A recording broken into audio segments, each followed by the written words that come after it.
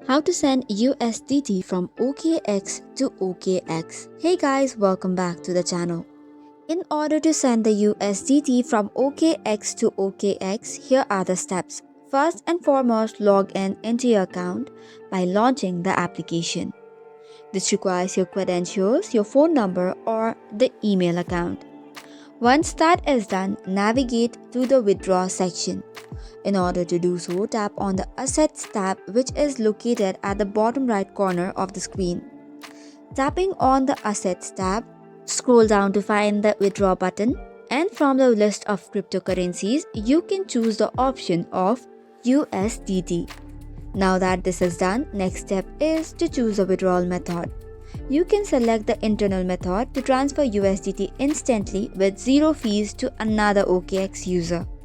For this, you require to select the address type, and options include phone number, email address, and sub-account.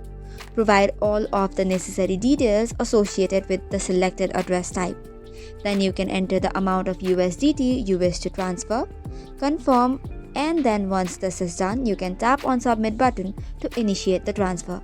So that's it for today's video. For more such content, do not forget to hit the like and subscribe button. Thank you and keep watching.